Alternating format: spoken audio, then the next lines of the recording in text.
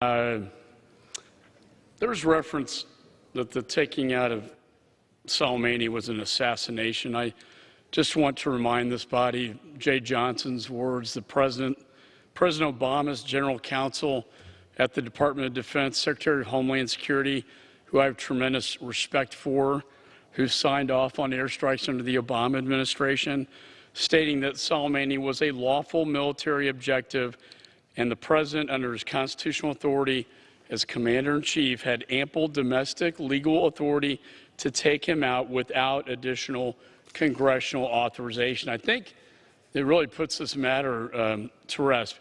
But let me also say that the chairman and I are very bipartisan. We respect this committee. We respect the integrity of this committee. We both see the world very much in the same way. I know the chairman is not a supporter of Soleimani. I believe the chairman believes, as I do, that the world is safer without Mr. Soleimani in it. And the chairman and I are very staunchly pro-Israel and are for Israel and very much against the actions of the Ayatollah in Iran. So I don't question the chairman whatsoever. In fact, I take great pride in the fact that the chairman and I work very well together. And when we disagree, and sometimes we do, we agree to disagree. And we do so with civility, which I think has been lost at times in this body, in this town. And so I want to start with that.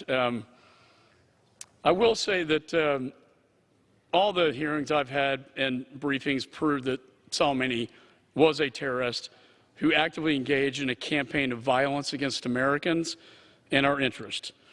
And after not one, two, but three times of debating this issue on the floor, I think we've about said all we can say. I think we can all agree he was a brutal terrorist and that the world is better off without him. But I have to question why now are we debating this?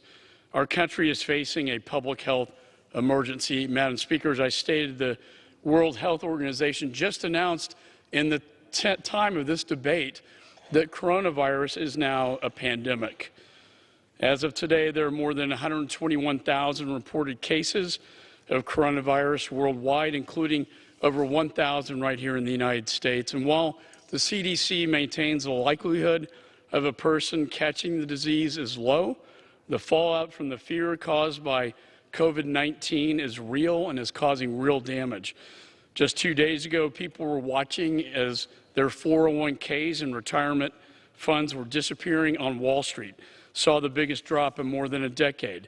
And I know in my district, the city of Austin, suffered a significant economic blow with the cancellation of South by Southwest, an event the chairman and I were actually scheduled to speak at regarding how we're the committee that works together and doesn't give in to toxic partisan politics. Last year, this conference in my hometown brought more than $350 million to Austin, making it the most profitable event for the city's hospitality industry. And more communities are facing economic fallout as well. And the fear is only rising as we continue to see more stories. Several members of Congress themselves, our colleagues, are currently self-quarantining after potentially being exposed to the virus. Yet we're talking about this resolution today. I would just have to close by saying I was back in my district over the weekend talking to my constituents. They were really not concerned about the War Powers resolution. They were asking me, their number one concern right now is, my God, is my child going to get coronavirus? Am I going to get coronavirus? When is it going to impact my backyard, my neighbors? They want to be safe, and they want Congress to do something.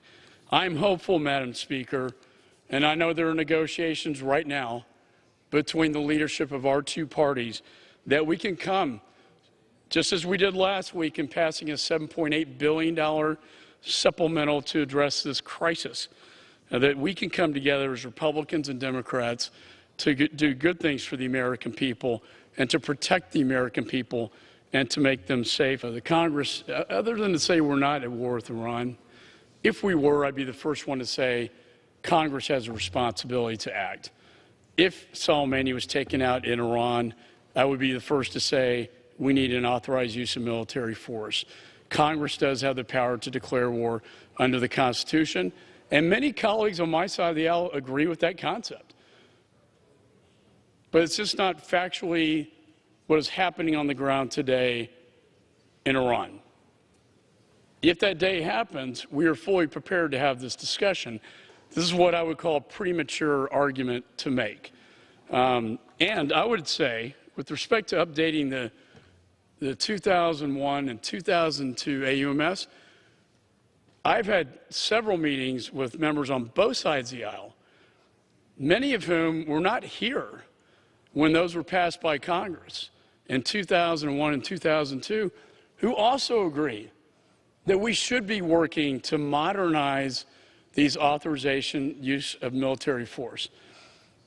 So I think there is that consensus, Madam Speaker, here today that I would encourage my colleagues on the other side of the aisle, and I know Chairman Engel is also supportive of working together to try to modernize these authorized uses of military force. But that is not the situation on the ground today, and I cannot support this resolution simply for the fact it's based on a false premise. It will tie the hands of our Commander-in-Chief to respond in self-defense to Americans, our diplomats serving over there very bravely, and our American soldiers who are over there very bravely.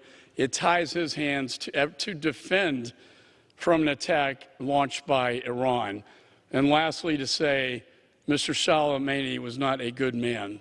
He was the evil mastermind of terror for 2 decades. He killed Americans. He brought the Russians into Syria. They slaughtered tens of thousands of innocent people in Syria. He's responsible for so much blood on his hands.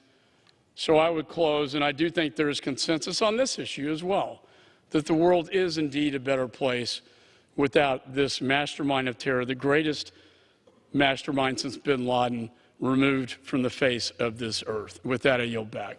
The gentleman from Texas yields back. The gentleman from New York is recognized. Thank you, Madam Speaker.